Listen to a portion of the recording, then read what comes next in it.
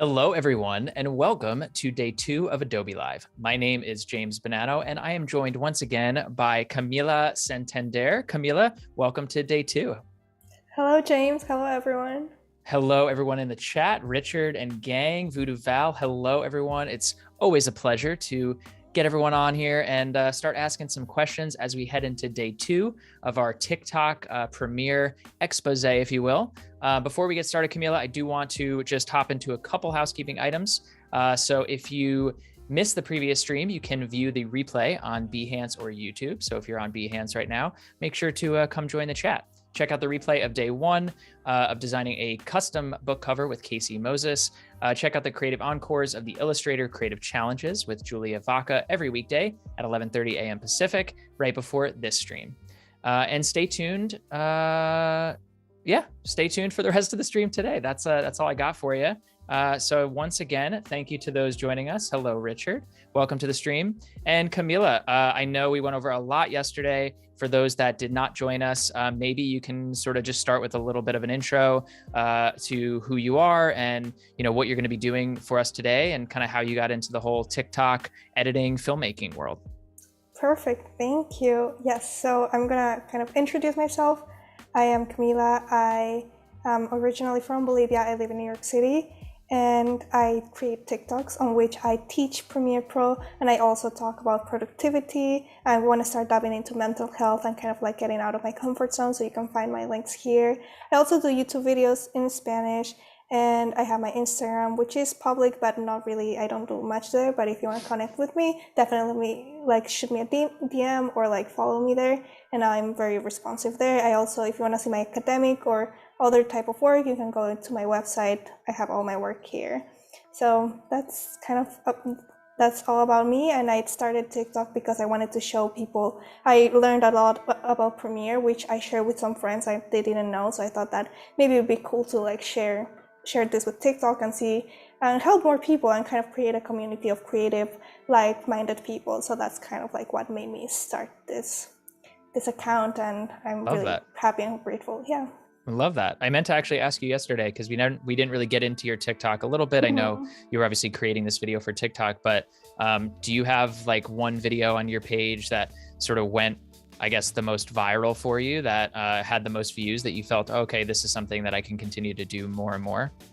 Yes, so I do have one. I had 500,000 views. Wow. I don't know where it is now, but it had a lot of views, and it's about automating your music to your videos. So when you press markers,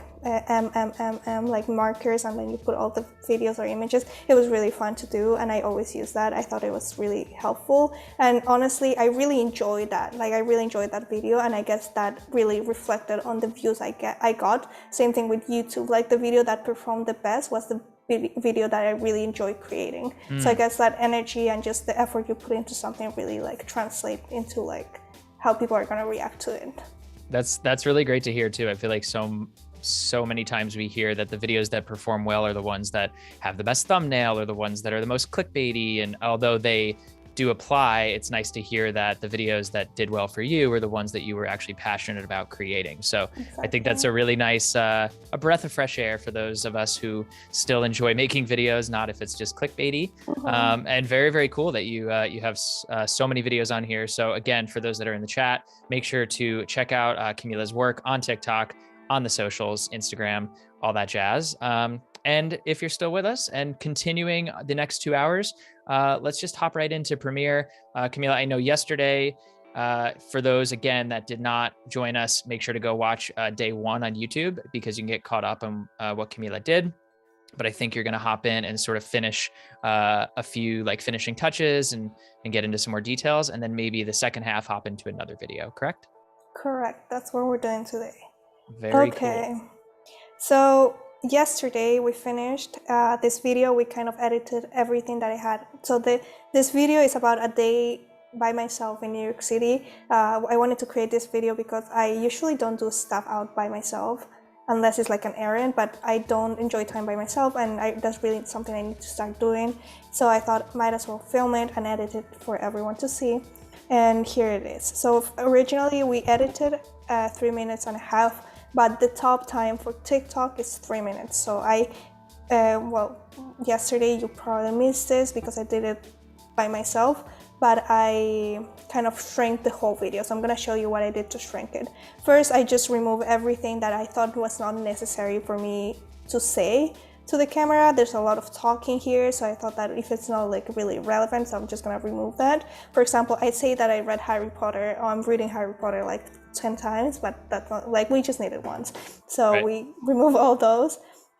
And then I did some like little like small tricks here and there. For example, one thing I did, you can see here that I start talking before the video finishes. So when we play this, so I just got my food. It's like very minor, but it does save a little bit of time. And more than the time, I think it really makes the video very like nicely. I'm sure you have something to add about this, James, but like just putting audio before you put the video.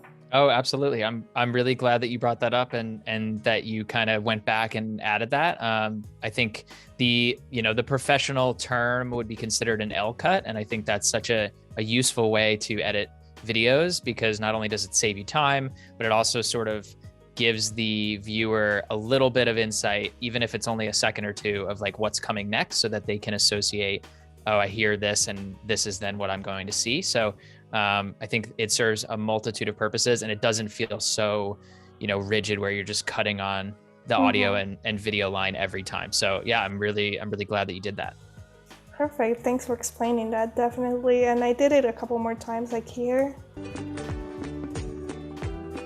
I decided to sit here. So what I did with this clip, it was a little bit shaky. Someone asked yesterday, how do we stabilize the footage? So we use a filter wrap stabilizer, but what I did first, because the size of my videos were bigger than the actual screen, I had to like make them smaller to fit. I nested this sequence. I don't know what nesting does. Maybe you could explain us. But nesting is really a lifesaver because it makes everything easier to use. And I just add the stabilizer to 15%. I don't like to overdo it because it starts looking to deformed, but you can see now it's very stable. That looks great. Yeah. Perfect. And it's a quick clip too. And yeah, I think in some cases, excuse me, in some cases you don't have to actually nest the clip, but what we were seeing yesterday and some of those issues we ran into is, I don't know, nesting the clips are really handy in those situations, but they're also really nice to just keep things organized. So if your timeline all of a sudden starts to get out of control and you have 10, 15 layers, nesting those together in sort of groups just keeps you a little more organized as well. So, and for those that are, brand new to Premiere and don't know what, or how to nest a sequence, can you show us how you, or maybe pick another clip and show us how you would nest it? Yes, definitely. Let's choose this one. To nest, you just right click, nest, and click OK. You can name it if you want, and it does it for yourself. That's it. Super easy. And something I found out that I thought was super cool, let's just nest this just for fun, and you'll see. So we nest something, and let's say like you did this and then you want to change it, you can double click your nest and it's going to open, and then you can edit everything and it's going to go back and edit it on the video. So I thought that was really cool to know, because I found out really like very recently and it really changed my life. It's great. Yeah. It sort of functions in the same way that Adobe After Effects functions too. So there's a nesting program or a nesting tool. It's called a pre-composition, and that's essentially the exact same thing in Premiere. So it allows you to, group all these clips together. Let's say you have a few scenes that you want to focus on. You can work in scenes and then nest everything at the end. So it does help. So that's a really nice tool to have. a nice feature of Premiere. Yes, definitely. Okay, so maybe I can show you now. Well, I did add captions. I can show you how I did add captions, and then we can edit them together. So I wanted to add them beforehand because I thought it was going to kind of mess up because of the noise and also my accent, but apparently Premiere Pro is really good at detecting people's like what they're saying, so I didn't have to correct much, but I already did it, so I'm just going to show you how you do it. So you go to here and captions and graphics, and then you have here transcript. So well, now it's done, but you put I think it's here, it says like create transcript here on the screen, and you put create transcript. Should we show it with something else? Yeah, maybe just like pull a clip in to the a video new from sequence. yesterday. Yeah, and just so we can see it actually. Yes. That would be good. Okay, so here's me talking. This is what we started yesterday, and it's the same video actually. We're not missing much. So when you come to captions and graphics, you click here on text, and you have something that says transcript. You click on create transcript, and if you have different tracks and different like audios in different tracks, you can always choose it, but now I just have it on audio 1, so it doesn't really matter. And if recognize when different people are speaking, you can click that if you have more than one person. And they also have different languages, which I thought was really cool. Oh, cool. I didn't know that. I didn't know that recognize when different people are speaking seems really useful as well. Mm-hmm. Yes, definitely. And well, yeah, so now you can transcribe point in and out if you just want to do one part, but we're not doing any of that, but you know what you have here. And transcribe. That takes a little bit of time. It just does it by itself. Well, the benefits of captioning too, just for, I mean, think about how many times you're watching a video on Facebook or on YouTube or on TikTok, where you're not really listening to it. Your attention is grabbed by maybe the captions across the screen. And so it is sort of a deal breaker now. Like every video I feel like should have captions at least enabled or embedded into the video, right? Like, what are your thoughts on that for TikTok? Yeah, definitely. I think that also for accessibility purposes, it's nice that everyone can access what is being said in the video. And also, I think that from a more creative standpoint, you can make it look very aesthetic. And in my case, because I filmed outside, a lot of you can hear a lot of noise in the background. So just to kind of make sure people are gonna know what you're saying, you can put the captions there as well. That was the reason why I put them here. I really wanted people to hear or to see what I was saying, because I thought that in some parts you couldn't really understand it. So there's many reasons to put captions, but definitely something that should be done. Awesome.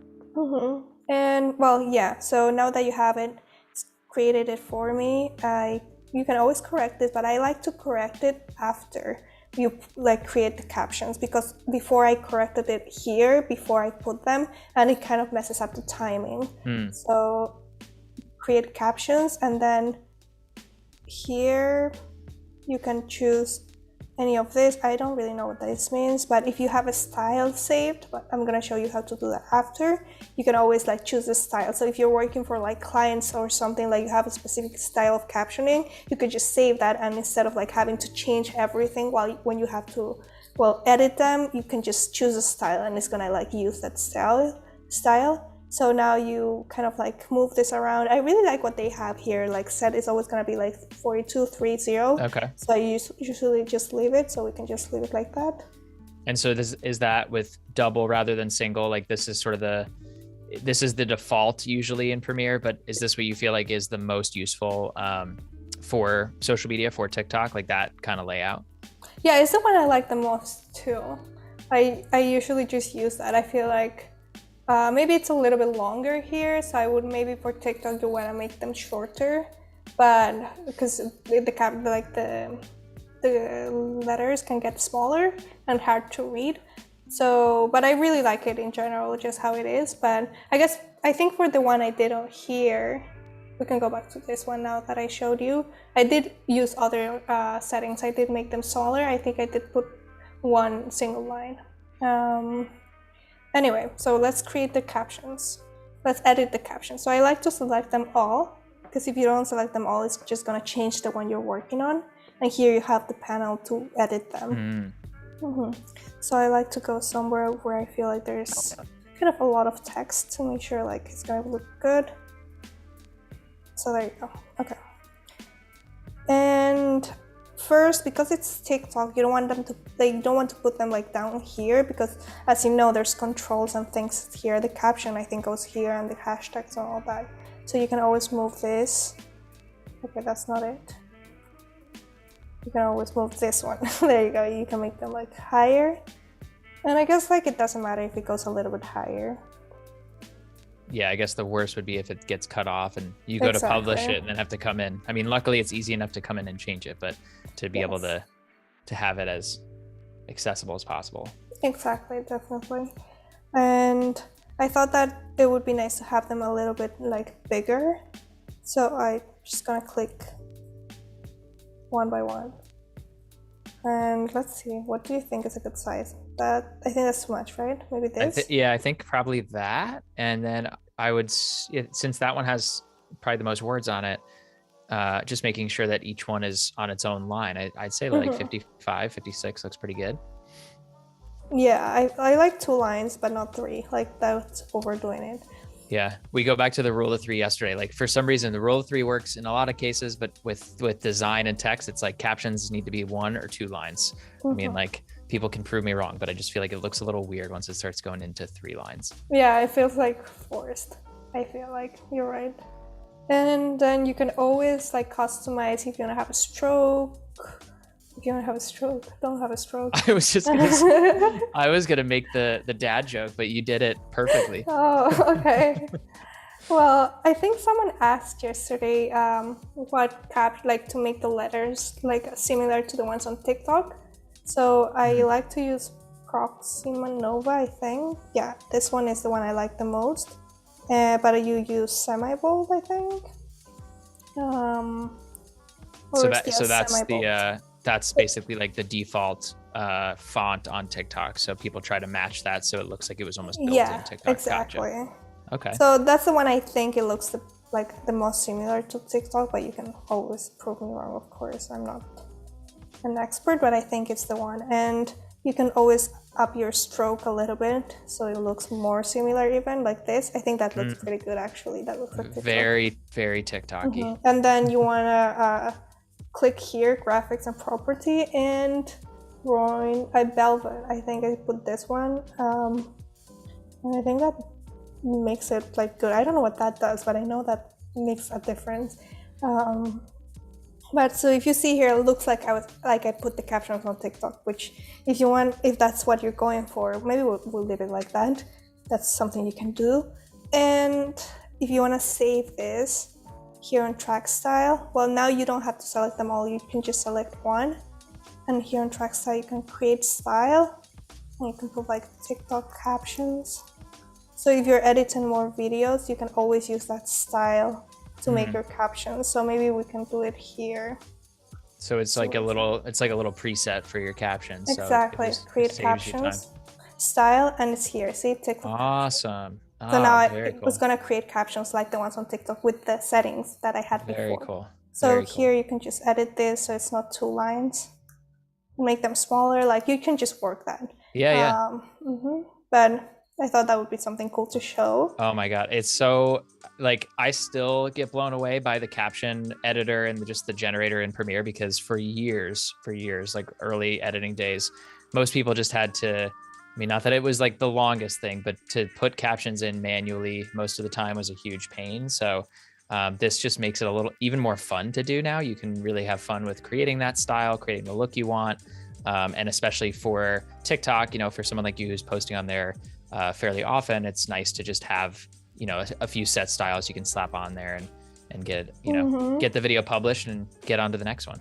Yeah, definitely. It really does make your life easier. And I think that's what I really like about Premiere. It's always updating to like make sure that they're giving us what we want. If we need something, they're going to give it to us. Yeah. And that's really cool. I really enjoy that about Premiere. They're always updating the app or the program to make it better. I agree.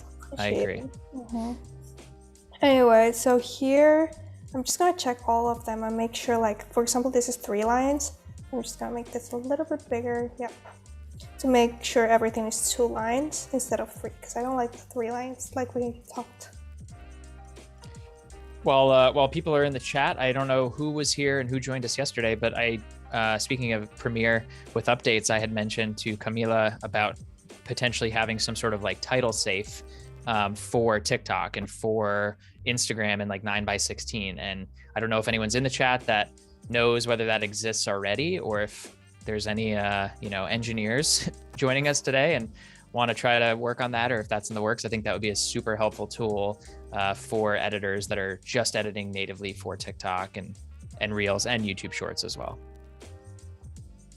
Yeah, and I think that it would, like, the same thing would work for Instagram, Reels, TikTok, and YouTube Shorts, because they're all kind of like the same way of how they're customized. You always have the captions down here and the like and things, comments on this side, so it would work for all of them.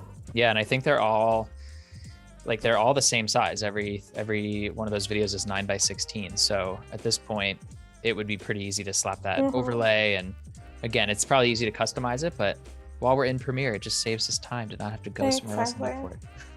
Definitely. So we finished the captions now, and I just wanted to show what I did with sound. And I thought that this was a really cool little synchronicity that, oh my god, don't crash. Okay, sorry. How many times just cross our fingers? You know, like that little color round thing that you see, and oh my god, that really gets me every time. The spinning wheel of death. Yes, for real. But okay, so the song, it kind of ended exactly what I kind of was finishing, so I decided to play it a little bit more. Like, just let it finish. Cool. And that was a nice little ending. Yes, and I thought it was so cool that it was the exact, like, almost exact timing of my video. So that was the full length of the track too. Like, you don't even have to cut anything out, which is nice. That was just me getting lucky. I love the universe giving me nice little things like that. I agree. There are sometimes just, the more you edit, the more you do it, you do end up getting lucky. And there's these happy little accidents that happen, like a Bob Ross painting, just the happy little brushes. Any Bob Ross fans in the chat. But yeah, it's always nice to get lucky and get a song where you're just like, yes, I nailed it. Yeah, it was perfect. Like, it really was a happy little accident. And I think this was not the song we chose yesterday. Then I realized, but I was like, gotcha. I mean, if this one works, we'll use this one. Okay, so we decided to go with color next. So that's, now that we finished doing the sequence, the talking videos, B-roll, locations, I put the icons here, like you can see. We made them kind of pop or blop, we didn't know that. Blop or pop. Yes, but we did that for all the locations. We added the music, and we made the music lower in the parts where I'm talking. You can see here the time, how do you call it? Frames? No. Like little keyframes or like points? Keyframes, yes.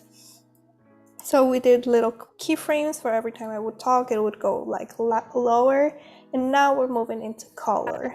So I thought that the video itself, like the color is not bad, but I wanted to make it look a little bit happier, I guess, a little bit more, how do you say this? Just more vibrant maybe, or more, yes. Yeah, more vivid?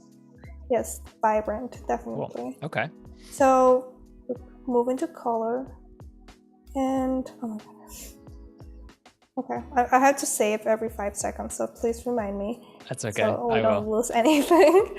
I'll just like sneak into the microphone. Command S. Command S. Command S. Yeah. So that's something. Like, I guess that's something for the people who don't know this. Instead of going to File, Save, you can always Command S. That's how you save. It just saves it for you. I have a little sticker. I have 2 stickers on my computer. One is Command Z, and the other is Command S. And they're like the only stickers I have, because this is what I live my life by. Just saving all the time and undo the stuff that didn't work. Undo and redo. Undo and redo. Yes. Command C. If we had that for life, imagine how good it would be. Okay. Oh, I know. So usually I don't overdo color. I have worked with different cameras. Some of them you do need to like do the color from scratch, but because I'm filming on an iPhone, the color is already pretty nice and realistic, but we're gonna do a little bit of change here. So let's see, do you wanna make, I usually like to make this warmer. We're getting into the summer months, so I feel it fits. A saturation, I don't talk, and you'll see here that I really don't do much for color, but I feel like it makes a difference, but it's not like overdoing it. But I guess whatever your style is, that works. Well, and I have a quick question for you in terms of your style with color grading. Do you tend to just color grade on each clip, or do you use adjustment layers? Like, what's your process typically look like? So I usually like to go to each clip and color grade it. Well, first do a small color correction to make sure everything fits with with everything. But for example, here, I'm not gonna go and do all these changes here and then on this one because it's kind of the same thing. I think I'm gonna go and you'll see, I'm gonna kind of copy what I do, the Lumetri colors to all the videos. So I'm doing that, and I guess I don't like putting an adjustment layer and putting that for the whole video. Especially I feel like, for example, this has been filmed in different locations at different times. I don't think it really works, but I guess that if you're making something that is more like stable or like filming just one thing, I guess it works with that. So it really depends on your style. What do you think? No, I think that's a great point. I think there's no like right or wrong way. I'm curious to see those in the chat that feel differently, but I think like if you're shooting interviews or if you're shooting again one big scene that the color is all very similar, or the light doesn't change that much, I tend to then use an adjustment layer and I just maybe tweak that. But then you are adding other layers on top of your stack, so it really just depends. Again, like you said, Camila, just sort of preference.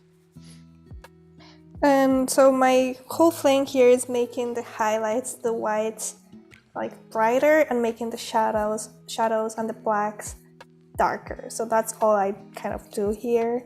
That's like how I feel it makes it pop a little bit more without overdoing it. So I do the basic correction, and then I just move to curves and I do my curves. I love my curves. I feel like you can't go wrong with curves. So I make this go a little bit higher, not too much, and then here I create the small S. Is that something that you like learn in film, like the S?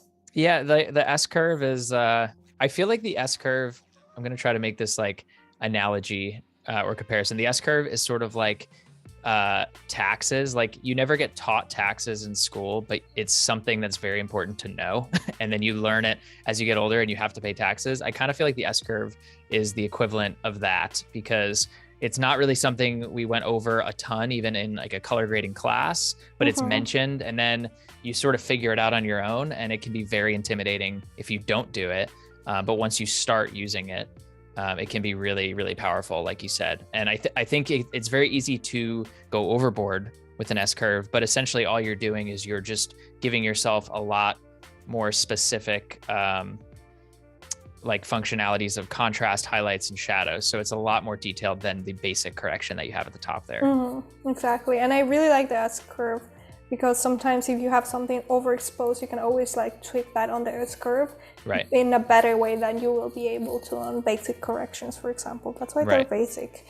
Then, well, we have my Lumetri color here. You can see that it looks a little bit different. And now I feel like, that's my opinion, that this one looks a lot better and happier than this one without the colors. Although this looked good at first, but not anymore, because it tricks our eye. All of a sudden we're like, how did that look so desaturated and not vibrant? And all of a sudden I put this color grade on it and it just comes to life. Exactly. And I guess this is something on TikTok that I realized. I feel like the difference between like the really good videos that like really catch your attention and the ones that are could be the same thing, but I feel like the color makes it a lot more interesting to watch. So like, don't neglect color, I would say, on TikTok. Although it may seem like, oh, I already filmed this with my phone camera.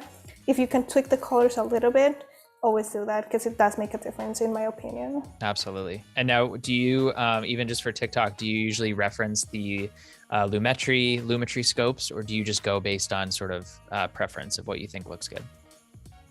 I guess I would just go for preference. I guess usually if I'm gonna do color on Premiere, I'm gonna use the Lumetri, but if I just film in like a TikTok tutorial, I'm just gonna do the fastest thing to do. Gotcha. I guess also like something to like keep in mind on TikTok, if you wanna start editing videos for that, you don't have to overdo every video. Like it's cool if you like put effort in all of your videos, but if your goal is to make a lot of videos, just make them. Don't worry about like anything. Like don't worry about how you look, like color, how you sound, and then you start creating a lot. And then I guess it's easier to just keep going. Don't overthink it, especially for TikTok. Yeah, I think that's a good point too. And I mean, it's kind of like a balance. You want to build good habits when you start creating these videos, but it is TikTok, it is Instagram. It's a little less refined than, a motion picture or some, huge documentary or something. So it's great to learn those skills and those techniques. But I think if you're looking to create those things more often, you don't have to get so hung up on the color.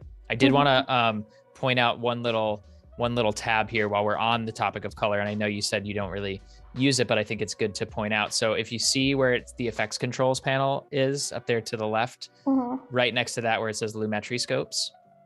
Here. Nope. Up to right next to where it says effect controls. So the actual word, you were on it before. This? Yeah, Lumetri scopes. So that would actually load. I think it takes a couple seconds, but that loads and gives you the actual histogram of each clip. So if you clip, like, then you can see whether like you have a highlight that's clipping or you have a shadow or a black that's being crushed. So that's what I mean by the scopes. It's really, I think it's nice to reference that if you're out in somewhere where it's really bright and you want to make sure that you're not totally blowing the highlights out. You know what I mean? Yes.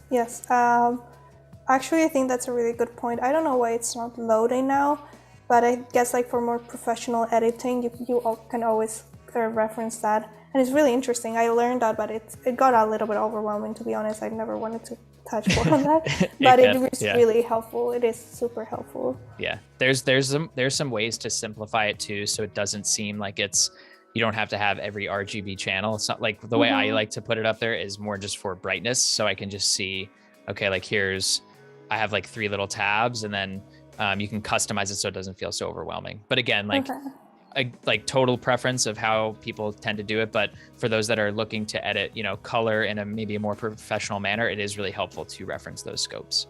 Yes, totally. And I really hope it would load so we can show it, but it apparently doesn't want to. Click on another clip. Sometimes if you like click on one clip, so click on another clip, and then maybe it'll load. If not, there you go. There you go. Yes. Sometimes it takes a minute. So you can see so where there's 100 at the top and then you have 0 at the bottom. So basically that 0 is your black and then that 100 is your white or your highlight. So anything with that line means that all the detail that's up there is being lost if it's crushed. And in this case, you're just in your bedroom. So it's probably some of those highlights in the back. And then maybe my guess would be that 0 at the bottom, like the really dark black shadow around your sweatshirt there is probably what's losing some of that detail. So if you really needed to be specific, then you would kind of look at those. And if you pulled these adjustments up, you can kind of see how they change. So just an interesting point to let everyone know that does exist for color as well. Yes, and let's see, if we put more whites, you'll see that all the whites are starting to go up. Yep. And the color is getting lost. And same thing with the blacks. I think that what I understood here that really helped me understand this, because it can look very confusing. It really isn't. Just this part here, if this is it has a lot of information here, means that it's oversaturated. And if you have a lot of information down here, it means that it's super dark. So you kind of want to keep a good balance. That's how I understood it. Yep. And so see that little wrench where it says clamp signal below your scopes there? There's a little, so click that wrench to the left. Yes. Nope, the other one. This. Left of that little, click that. And so you'll see that if you go to waveform type, there's an arrow. We're getting a little detailed, but this will hopefully simplify things. And you can go to YC no chroma and click that. Okay, and so now what this is doing, so this is the way I like to look at it because it does simplify it for you, is this is just showing you brightness. This isn't showing you any of like the color, so it looks a little less intimidating. And so just when you look at it, 100 is that high highlight and white, 0 is the harsh black, and you just want to stay somewhere in the middle. So most of the times you won't really need that, but it is, again, it's kind of there as a good reference point. Yes, an amazing tool to have here. Absolutely. Okay, and then and then you can add and like play around with that and customize different windows, but that's for maybe another time. Yes, there's more to this than just this, but I guess like the more you get into whatever type of videos you're editing, the more you're gonna start like looking at what things work for you best. Right. But this is amazing. Yes, I should learn more of this. It doesn't look as intimidating now. Sometimes all you need is someone to explain it. I feel like when I'm intimidated by something and someone explains it to me in a way that I get it, I'm like, oh, duh. Like it's actually fairly simple in theory, but if you look at something visually, it's like, oh, I'm scared. I don't want to use that. So yes, it really does look scary. I totally get it. I totally get it. Looks like a Dementor from Harry Potter. We're just gonna funnel Harry Potter references into both these streams. I think we got like probably 10 of them in there yesterday. Oh my god, we love Harry Potter. I mean, I love Harry Potter. I really hope everyone does too. Okay, so effect controls, we did our Lumetri color here, and like you see, like it does look different from the other clips. But what I like to do, so this whole, like all of these purple videos here are introduction. The same video just cut because I was doing a lot of just talking a lot that wasn't needed to be said. I didn't need to say that, so but it's the same video. So what I do here is click on my Lumetri, and you can always copy and paste, but what I like to do, I don't know how good it is to do this, you can tell me, but I basically Command X, so I erase it.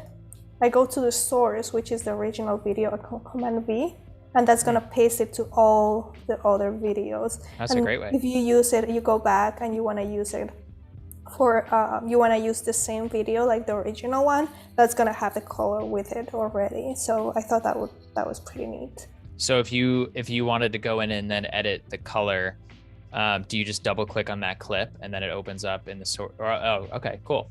Yeah, so you're always gonna have your source here. That's the source. So if you do any editing on the source, it's kind of like the original video. So if you want to go back to editing that, you can always click on the source. And that's it. We have the Lumetri there. Very cool. And if I make any changes here to the source, it's going to change it into all the videos, all the videos for that clip. Awesome. Not just the one I'm changing. So I thought that was pretty nice. Yeah, and that's nice because then you don't have an adjustment layer clouding the timeline a little more than you need to. So that's a great way to use that source file. And again, like we said earlier today and yesterday, like there's a ton of different ways to do the same thing in Adobe Premiere, and I think that's what's so great about the program is everyone has a preference of how they choose to do it. So that's really cool. Yes, definitely. And well, I guess while we chat, I'm gonna start doing a little bit of color here, but I'm doing basically the same thing to all the clips, just putting the highlights a little bit higher, shadows a little bit lower, and my curves. I love my curves. Gotta love the curves. Yes. There you go. So, I recently got a mouse and a keyboard to work with, and also a screen, like a display, but I used to always work with my computer. I'm so used to not using a mouse, but I think like it makes it easier once you get like used to that. Oh yeah, it's a huge adjustment, but a really good one. And I feel like when I'm not home at my desk and I have to use my laptop again, and I'm like, oh man, I don't want to use the trackpad. I'm so used to the mouse, and you have a bit of a workflow. So yeah, definitely. I'm getting used to the mouse now. But anyway, so here I just did the colors to this one. I have the colors, and because it's kind of the same clip over here, like to all of this, I'm just gonna paste it to all of this. Because these were like filmed these are different videos, I couldn't do the source thing because it's not the same thing. Right. That Gotcha. is something to know. And what I'm thinking now is that I really didn't do much of color correction, and I feel like because it's so minor, it might work for all of them. So I'm thinking of just going and pasting the same Lumetri to everything and just checking if it worked for everything. What do you think? Sure. Yeah. I think if you're going to do that, like either way, you paste it to the clips or throw an adjustment layer on top. But I think do that, and then kind of you can go clip by clip. I think it's cool to bring up the comparison view, which I don't know if you use that at all, but that's a cool tool to show, keeping things sort of the same style. Yeah, exactly. Yeah, you're right. I think that, well, now that you say that, that's really cool. We can maybe, I'm thinking that it might be a little bit darker compared to this, but I think it works actually. Let's just keep it like that. What do you think? Actually, it works. I think the walls are kind of the same color. But we can keep this here, myself, and then we're gonna edit the rest and see if it works. And so let's keep doing this, yes. I'm just gonna paste it to all the clips, like I said. That's usually the mentality I have at like midnight when I'm like at the end of a project. I'm just like, oh, just pasting them all. I just put them on there, and then I'm going to sleep. Yeah, that will do. And sometimes it works. Sometimes you get a happy accident, or you realize that, oh, it actually does what it's supposed to. Let's see. So I did it here. Let me see if I actually pasted. Yes. I think it's looking pretty good. Like, I don't think it did anything bad. And I guess like this is something that it works because like all my clips are pretty neutral in color. Right. And my changes are not like exponential, like big changes. So it kind of works for all of them. But you gotta be careful depending on what you're working on. As always, like. And you're also shooting on an iPhone too, right? So I feel like it's a little different because whatever settings you're shooting with an iPhone already have contrast and saturation, like some of that color in there. So you're not going to really be pushing it too hard because then it can look maybe a bit over colored. Whereas if you were, filming on like a mirrorless or a cinema camera, you may shoot in a flatter color profile. So that in that case, then duplicating it all might be a little bit too much. But in this case, I think you're probably fine. Okay, so let's check actually. So far I'm liking how it looks. I think it may be on this clips, it might be a little bit oversaturated on this side, if you can see. So that's not something I plan to correct, but I guess we can make the changes and then also copy and paste it again. I think if you make changes, it's gonna create another Lumetri. I think it shouldn't create another one. I think that's where this situation's probably where I would use the adjustment layer, just so that you're only creating one layer, and then you can kind of go in and tweak that one layer rather than having to paste it to each clip. Yes, you're right. Let's do that. So we create our adjustment layer. So for those who are not familiar with the adjustment layer, you can always click on new item and you have a few things here. A color mat, which is like just a color background thing that you can use. I really like that one. And we are doing now adjustment layer. So I created mine. I'm gonna drag it to all these clips here. Oh, that's bigger. I don't want to lose anything. So let me go back. Okay, I usually don't like to put things without seeing if I'm losing any footage after, Right. Because if I have something here, it's just gonna erase it. So let's see. There you go. I'll have. There you go. Okay. So we're just gonna cut this adjustment layer.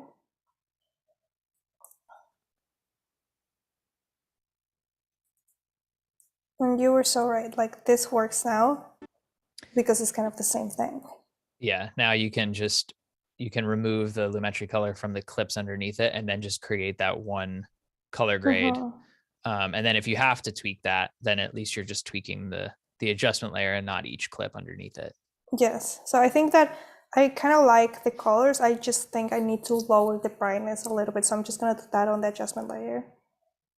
like lower the brightness. Oh, no, that's not good. That was too much. I feel like every time I use the arrow key on the exposure tool, it just like blows everything out. It just goes Yes. incrementally by one. And I'm like, I don't ever want to brighten something that go that bright. So maybe one more.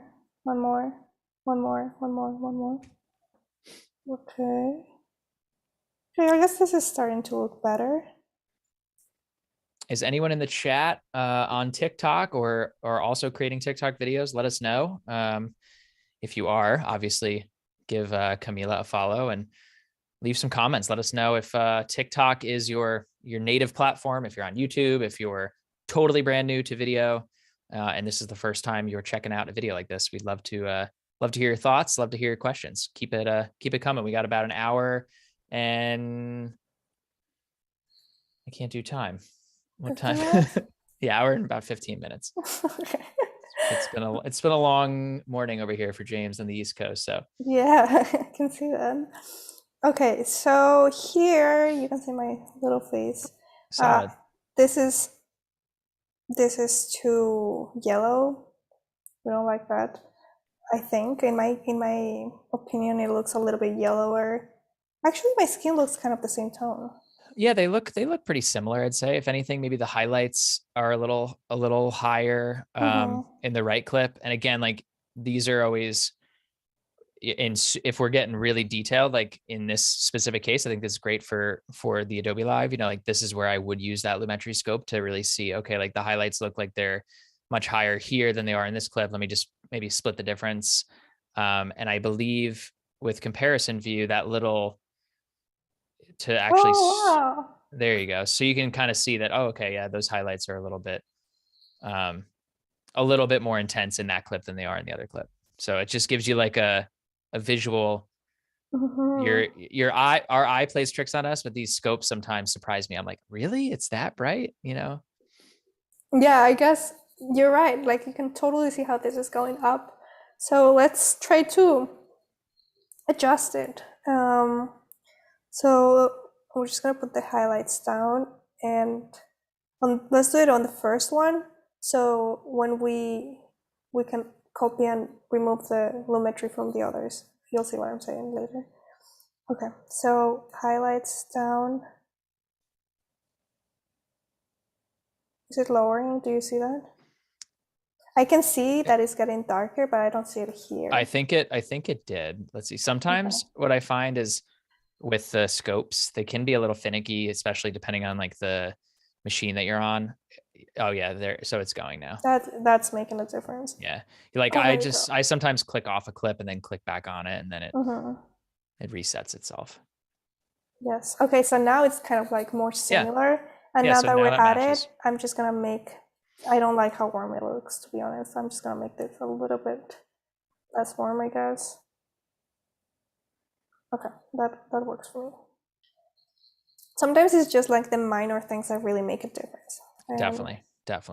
And I think a good note when doing a lot of these like color corrections, and I've run into this issue before and have sort of tried to understand, like in this case, your hero video clip might be you in your bedroom, at least because it's like the most, any shot with you in it is probably more of the shot you'd want to reference everything after, because sometimes when you're doing the comparison color grading, you can get so hung up on like clip to clip that you forget everything needs to match, but like what am I matching it to, you know? So sometimes it's nice to go, oh, okay, like this first scene is really what I want everything to feel like, so let me make sure I'm matching it to that. And so in your case, it could be you in the bedroom, and then everything else is kind of matching to that.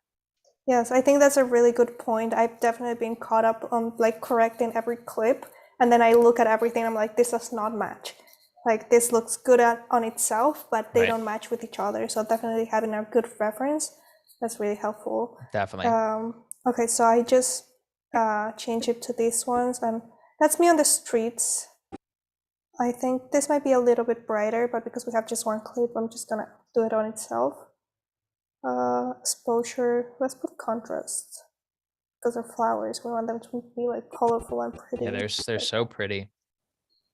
Right? It's like the best time. Like everything's so Mm. happy after like the cold, sad, dark Oh, winter. I know, I know.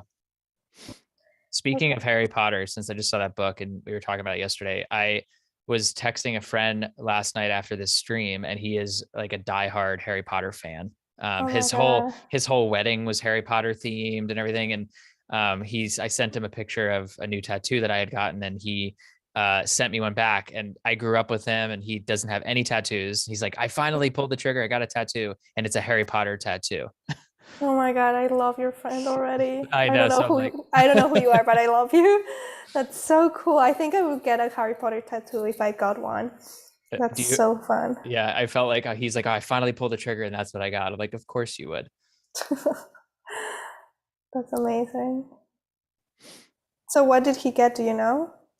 He and his wife are both really big Harry Potter fans, and so I think he got something for her that I guess they both sort of got them together, but Hmm. they got different pieces. He sent it to me this morning. Let me see what it is, because you would know.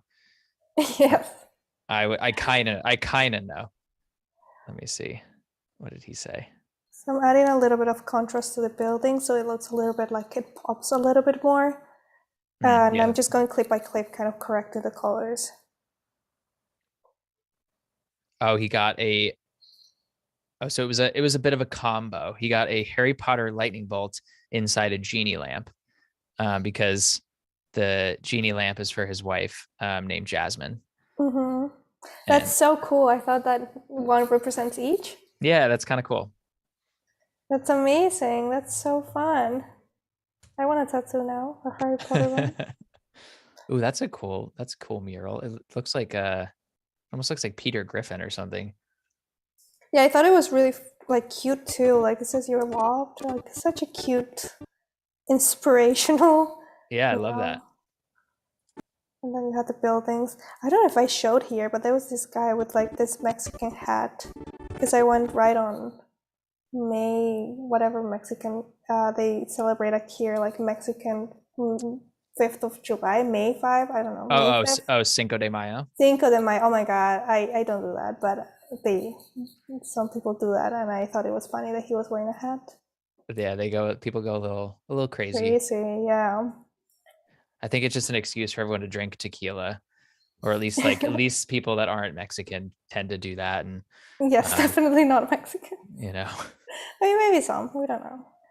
Well, I guess here it's something I want to show people that I thought was really cool because when you have your playhead, which is this line here, and then you move it here and here, like it's always selecting the clip I'm at if you have the track selected. So if I deselect this, it's only gonna select the clips on that track. So you can see here. So if I want to go edit this one, the one I'm watching, and this used to conflict me before because I would like, maybe my playhead would be like somewhere else, but I would be like watching, oh, I mean, maybe this clip was selected like now, but I thought I was watching this, so I would just make like this whole edit and like wonder oh why yeah, is it yeah, not changing? It was because it was not selected.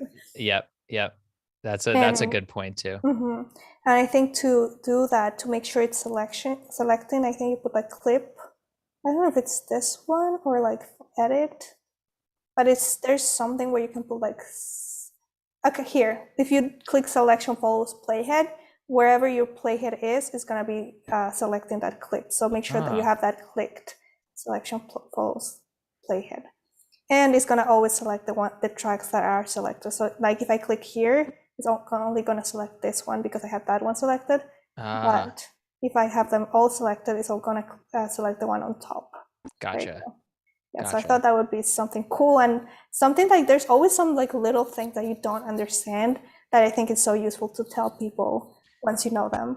Absolutely. And it's those little tools and little things that you get hung up on, and people end up I can attest to it, pulling your hair out because you're like, oh, I can't figure this one thing out. And so most of the time it is really simple, and it just requires tuning into Adobe Live and watching streams like this, and Yes.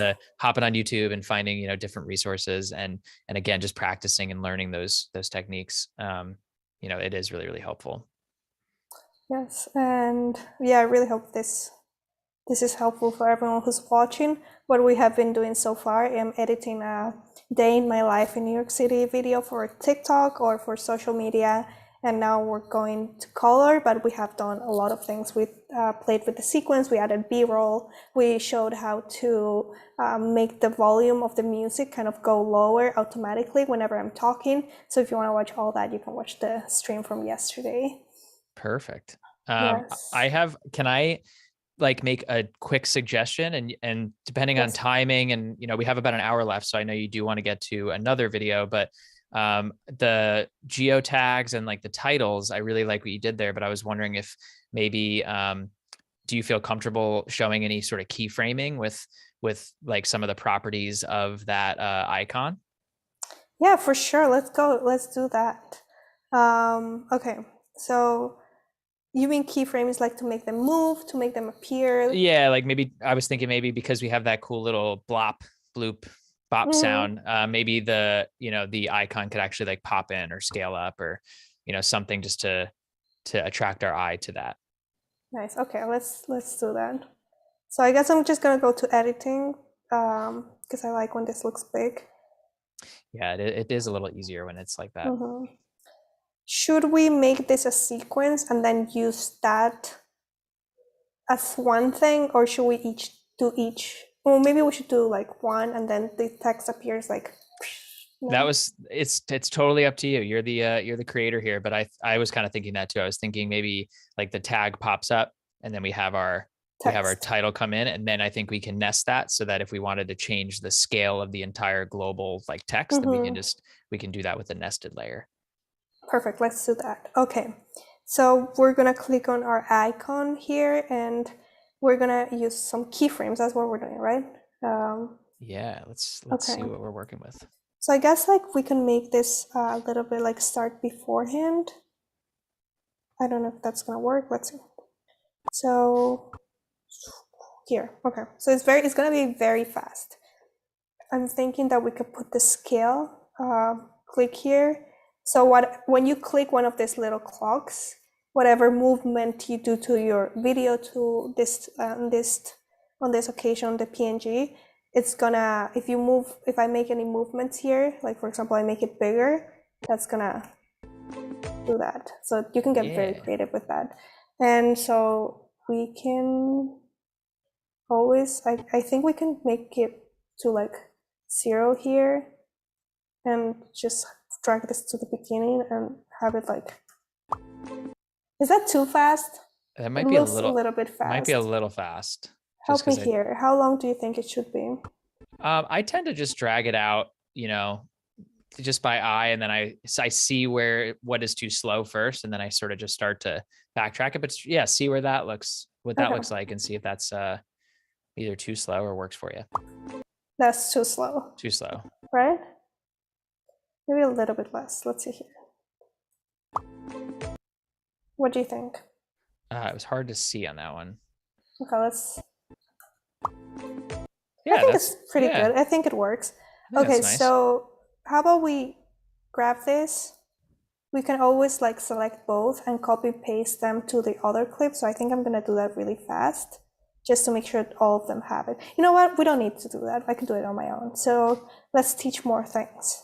Yeah, I like it. Okay, so here I want the text to appear from kind of like that pops and the text appears. So let's have a longer text for that. This is better. Okay, so I'm just gonna copy the same thing here, paste like I did before. I don't know if it's gonna work.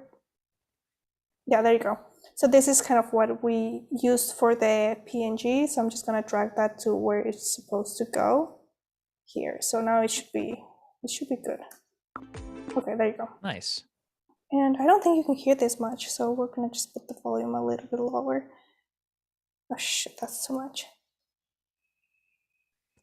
So yeah, I get so distracted when we're like. I know, it's so easy to be like, you like go to a different thing. When there's so much happening in a timeline, like I have to actually just sit myself down and be like, okay, take it in chunks, like focus on this spot, then focus on this, then focus here. Yes, definitely, because you're like, oh my god, I should fix that, and you're like all of a Yeah, sudden correcting like sizes and colors, which you're totally. not supposed to be doing. But okay, so we have it here, like the keyframes. Do you think that if we put like ease in, ease out, that would work? Sure. Yeah, that's a great. I was gonna see if you wanted to add that, and then maybe we can drop it down and go into the little editor underneath to show people how those tools work there. Okay, yes. So you just basically right click, and all of these do different things. I usually use I think use auto this here, which makes them more, I guess, nicer. It's not like it just all of a sudden does like a movement, but in this case, we're just gonna put ease out. So whenever it stops, it doesn't just stop like all of a sudden, it stops like nice in a nicer way. Yeah. That's a good way to put it. I feel like when you're watching animation, even though this is a simple animation, like everything feels nice and bubbly, like Flowy. the flowy, and that all happens with these ease in and ease out properties. Mm-hmm.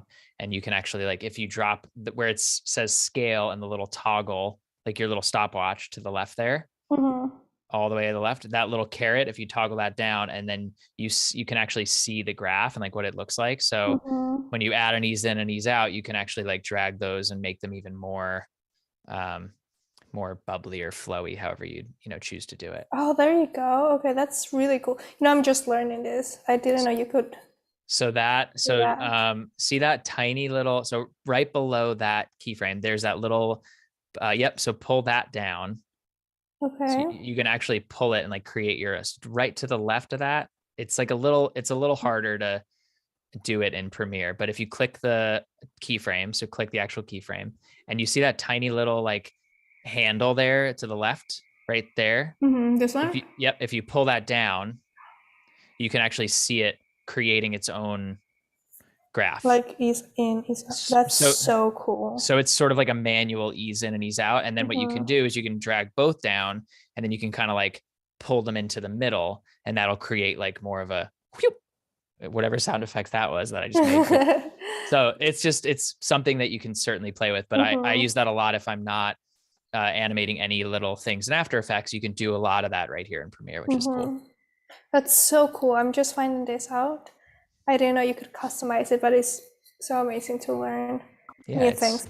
And basically now it should look a little bit better, but I guess this is something you should try with whatever project you're doing, because now it's really small and we're on a stream. It might not look as might not be able to see the difference, but it's right. definitely something to practice and Yeah, work. definitely. Okay, I like that. I Cool. think that works. I like that a lot. Jimmy had a question. Yes. I will answer this question and then maybe throw it over to you as well, Camila. But Jimmy said he noticed we're editing the colors, but that won't affect the video. Is there a certain setting you need to capture video in order to edit the colors?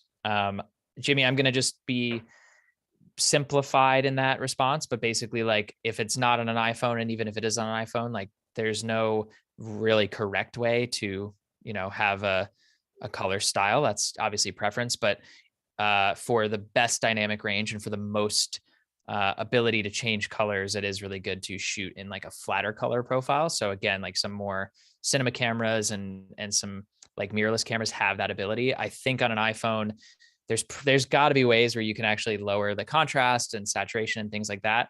But for Camila's purpose here, she was just editing really on what she already got on her iPhone. So I hope that answers your question. Great. So let's do the effect here. I think that on the text, I'm gonna use keyframes, but I want to use them on an effect, which is crop. For this, you can just type your effects here. I like the crop ones. I use it so much, but I'm just gonna drag this to my clip, to my text, and then I kind of want it to, maybe when it's on this here, like I want it to be maybe here. I want that to be the whole text. So I'm just gonna, where's my crop? There you go. So I'm just gonna put the keyframes. Honestly, I'm really bad with left and right. That's where I like my weak points are left and right. I'm usually like which one is which. But this time I'm just gonna put keyframes on both because I don't wanna just mess it up before. I even try let's see. Okay, so I wanted to come, I guess from the right? Like, there you go. See, like I knew it. Okay, so I want this to disappear completely. There you go. We have another keyframe when it's disappeared completely. We're gonna put that at the beginning. We're gonna ease this one in. We ease it out. Ease out, right? No, in. So it's weird. Sometimes like I play around with that because sometimes ease in to end looks better than ease out to end. So it's I almost like start with ease out and then I end with ease in. It's kind of like a reverse. Yeah, I think it's that. Yeah, you're right. I'm not sure why, but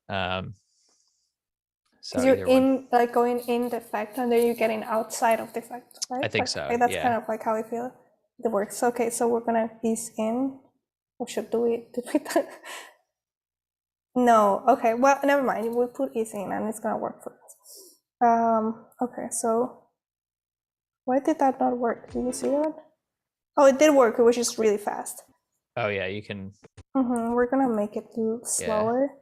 So I have my playhead here and I can always move my keyframes to where I think it's gonna be better, like here. Okay, let's see how it looks now. I thought that was really fast as well. What do you think? Play it one more time for me. It lags a little bit on my end, so it's hard for me to see. It Should we nest it? Let's see. Okay. Maybe it's not that bad. Maybe a little bit slower. That's good. I think you can adjust that, but I think the idea is there. It just gives us something a little extra. Yeah, exactly. You know, and it's nice. Like that little sound effect that you put in yesterday, little blop, bloop, pop sound effect. It's nice because it, you know, we're hearing that and then we're seeing that little pop now. So it's making a little more sense.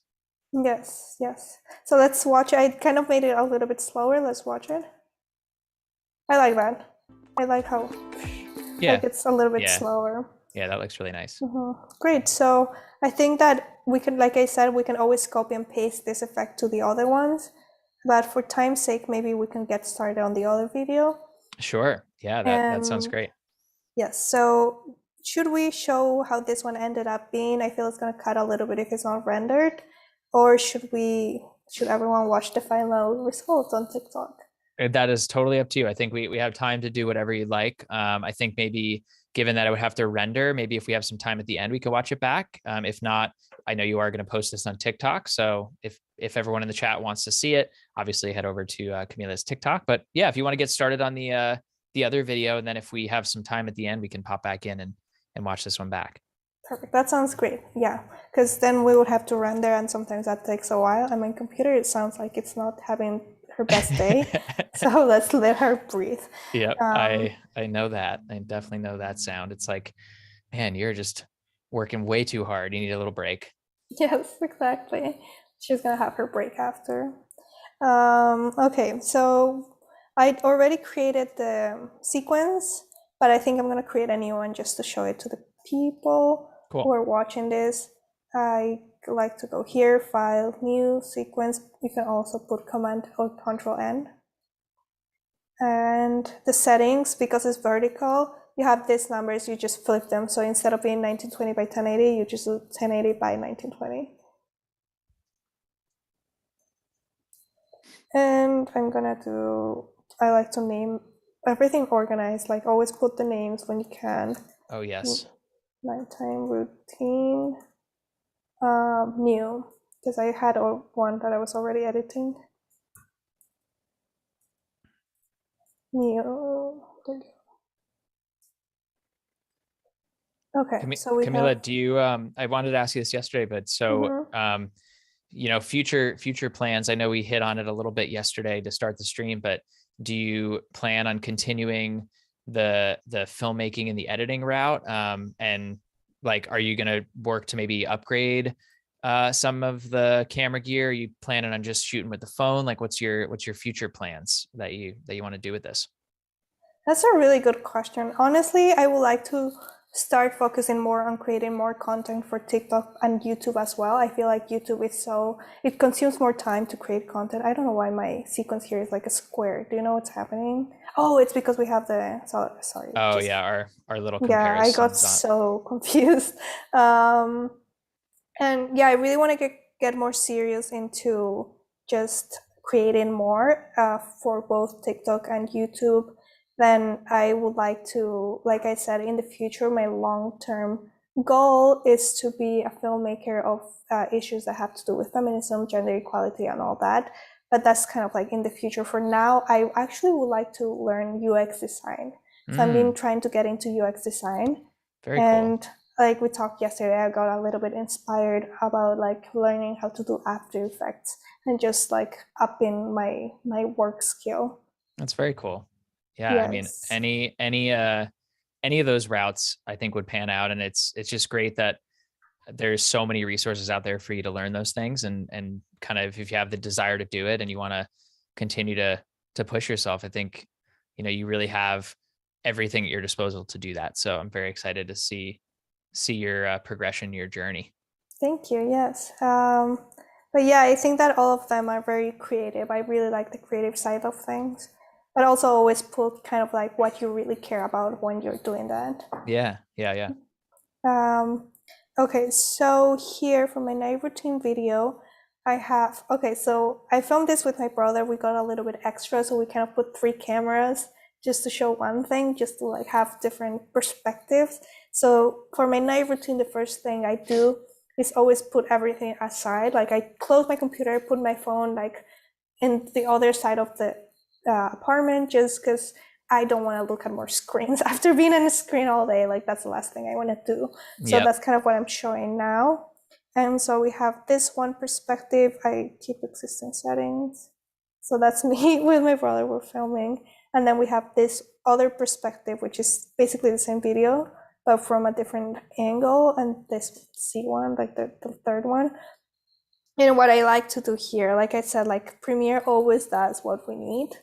And to synchronize this, and you can do this, I didn't know if actually I was just trying today, you can do it with three tracks, 3 videos, but you select them all, right click, synchronize, and it's gonna synchronize the audio, which means that your video is being synchronized as well. So that's it by yourself, which I think is so nice. You don't have to like, just do it frame by frame until you find the right one.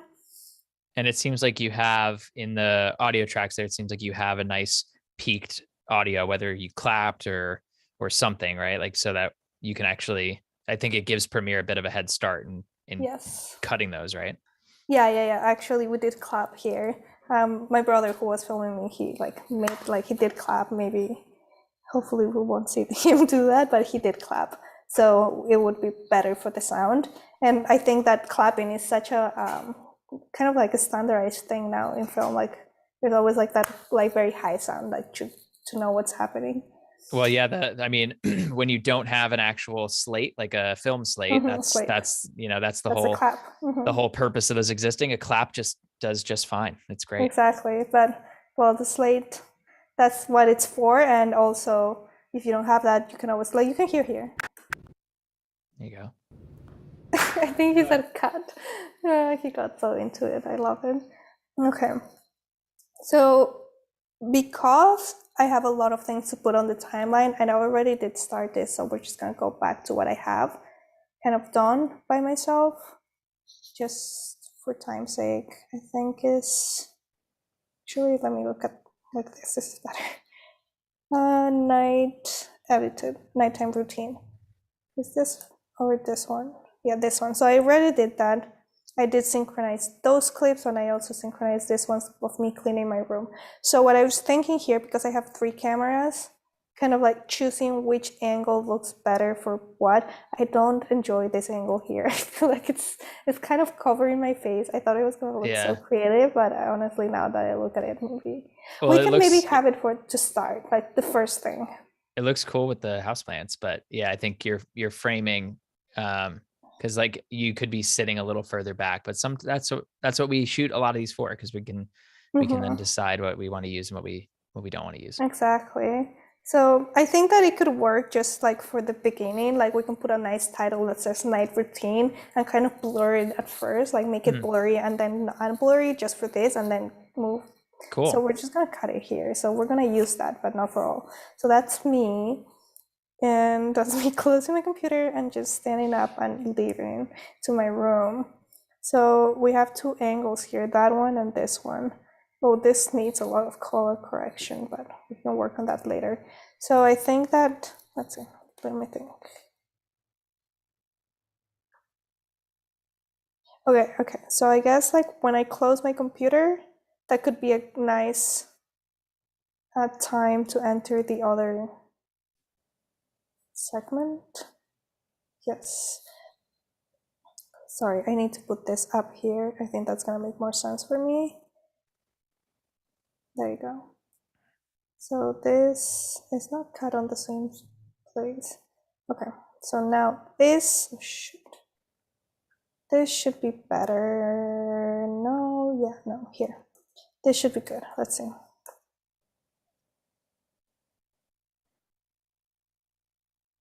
Just being done, closing it all.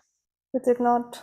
Okay, so that maybe it's a little bit long.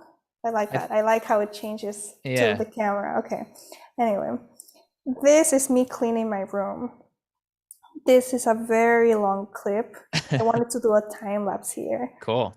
Yeah, so what I do after I finish, just close everything, my room can get a little bit of a mess. Like you can see here, actually it was not too messy, I have to admit. I just put things on the bed to make it messier, just saying that. And I clean my room just to like make sure the next day is nicer, you know, like to wake up in a clean room is always nice. So this camera, my camera ran out of memory, so it just stopped filming, but we can use whatever I'm doing in front of the camera that works. Maybe this part, I'm like going down, that's not necessary. But my idea here is to have me remove, there you go. I just wanna kind of do like the same thing, just different angles, different cameras type of thing. So maybe here that I'm like, you can actually see me here, we can have that. I think that works. And then we can remove this. Okay, so one thing here, if you see, I'm trying to like make cuts, but my cuts are not very precise, but I wanted to cut it like right where this one begins. Yep. And it's because this is not selected, our snap. So if we want this thing to kind of like snap basically to the other clips, if you have like a marker, it's also going to snap to the marker, make sure that's selected. And now you see like it makes sure I'm there. Yeah. So I don't know how to explain that better. Maybe you can, but no, that's really helpful. You explained it perfectly. I use it a lot as a keyboard shortcut. So I think if you hover over it, S is the shortcut on a Mac. Again, you can customize it to whatever tool you feel like works for where your hands are, but I'll just kind of go through the timeline, press S if I need to get a really, really specific cut. And if I want to snap it, I just press S again, and the playhead snaps to the clip I need it to snap to. So yes, so okay, so I'm thinking that I like when I'm here, I don't know what I'm doing. I think that's when my camera turned off. I was so disappointed. Anyway, so we can maybe just show a little bit of me moving things up here. And this one clip, I'm just gonna put it up here. So I think in my head, we just need this to make it look cool. So this whole thing, I'm just gonna erase, eliminate. And we're just gonna put this lower here. And then this thing, let's see how it looks first. Maybe, no, never mind, that's gonna take too long. Let's sequence this and make it faster. So it's a time lapse. Cool, okay. Nest. I'm gonna nest it because if I change the speeds on all of those, that's gonna be a little messy for my head. So we're just gonna have a nice nested sequence and velocity just to make this faster, because we don't really need to focus on timing and anything. We're just gonna press R, and this is gonna, it's kind of like a time tool. So we're just gonna make this really, really fast, like that. Boom. There you go. You're going to be cleaning your room so speedy fast. Yes. You're like, yeah, and it could Not even be, even that fast. We no, can it make could it even be, faster, right? sure. Yeah, because Well, you're at this like is magic. 600 something percent. Yeah, I would almost go to like 2000%. Yeah. Yeah, we need the magic. Harry Potter, this is you making your magic. Okay, let's see. Oh, that's cool. I Yeah, like that. Oh my cool. God. Very Like cool. it's changing cameras and oh, okay, this is something good to get in. Something happened that for some cameras, this when I film with my brother's camera, like the visuals, like the image is just perfect for Premiere, like you can see here. But when I film with my camera, it looks so super like overexposed when I drag it to my sequence. So we were talking about this with James beforehand. And what did you say happened? It could be a number of like troubleshooting things. Again, like you said, you're shooting with an iPhone, right? Mm-hmm.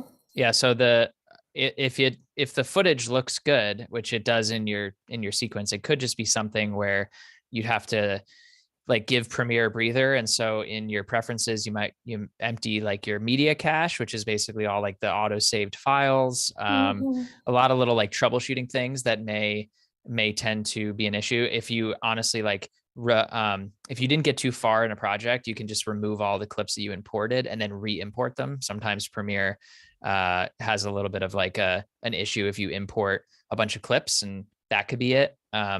If not, I'm not totally sure what the problem could be. My initial thought would be that it was actually the way it was shot, because sometimes like the iPhone auto exposes highlights in a way. But look, I mean, that I feel like you just like Yeah, I could, kind of corrected it, right? Like it just lowered the exposure and it but it did worked. like, but it like completely fixed the whole, it looked like that like Mm-hmm. shut it off. So maybe Yeah, maybe maybe that it's was the just like an problem. exposure problem. It Maybe could it's like be. even the way I create the sequence, but I really need to find out why that happens because Mm, it does happen to me often and also with client work. mm, Um, but yeah, that's always, I guess, like when you're running into these problems, there's always someone else who runs into them as well. So just yeah. Google them. I think there's a community on Adobe, like people answer questions and all that. Absolutely. Yeah. Mm-hmm. And if anyone else in the chat knows an issue of why maybe there would be that like overexposed highlight happening in this case, please let us know. I think it seems like you just fixed it, but of course it's nice to not have to deal with those issues, especially when you're Yes. doing client work. It can become very frustrating. So Mm-hmm. So I just pasted that to all my videos here because these were all overexposed. So I just did that so we don't have to overwhelm our eyes with overexposure. great. Um, anyway, okay, so we have this me cleaning really fast. I like that. That's so cool. It looks awesome. Looks great. Yes, I think it looks great. Okay, so now I'm getting ready to sleep. I did this already a little bit, but I kind of put a lot of clips together. I like that too. That was me making like Nice. little, how do you say that?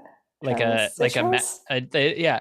Actually, that's a perfect transition into a question that we got in the chat about Mm-hmm. transitions. We're just getting super meta in this Yeah, situation. we But really are. Ruben had a question. Mhm. Do you have any recommendations regarding transitions during editing? Sometimes I feel that I overdo them. So, Camila, obviously you have this really cool transition here. Can you maybe speak to how you know incorporate transitions like this into your videos?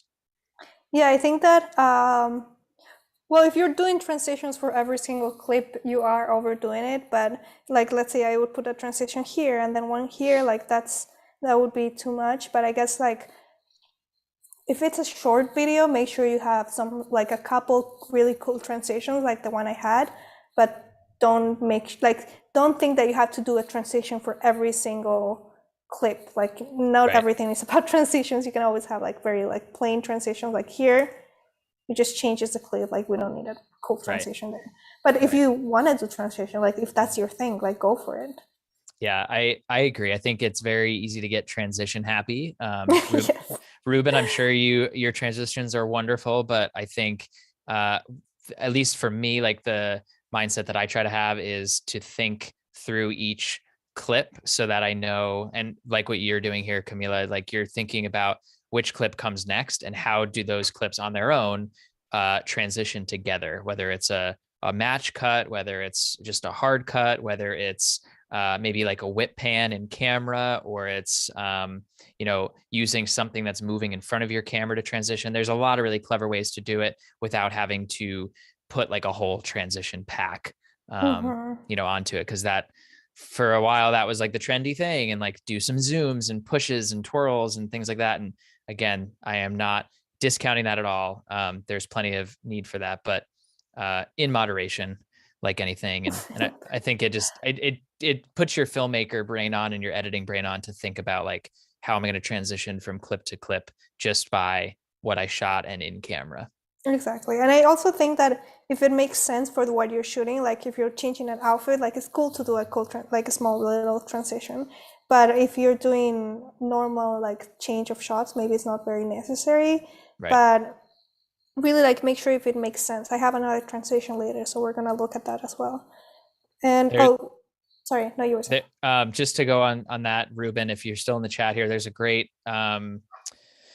YouTube. I mean, there's a ton of great YouTube channels for this exact thing, but if you're looking for more of those kind of transitions, Daniel Schiffer, who I'm sure a lot of people know, is a YouTuber from Canada, and he's like really well known for creating transitions with food and with all of these like spec commercial work.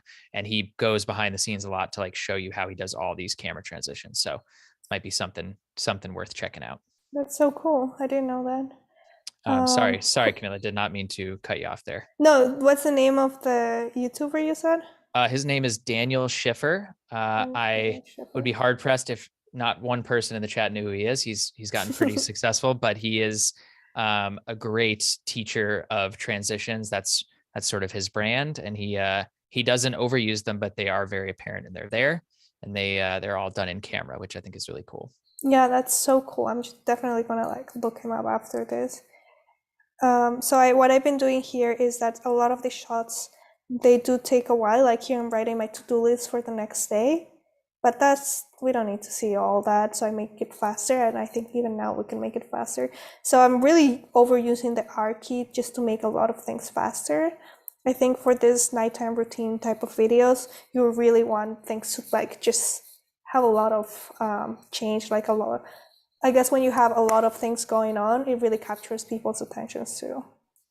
Absolutely. Yeah. And I think you've done a great job in just, setting each of these shots differently and like framing them in different ways. I think that's a really, it just keeps the pace moving, and it doesn't feel like every clip is in the exact same spot, even if maybe they were filmed within 30 minutes of each other. So you did a great job on, at least framing different things.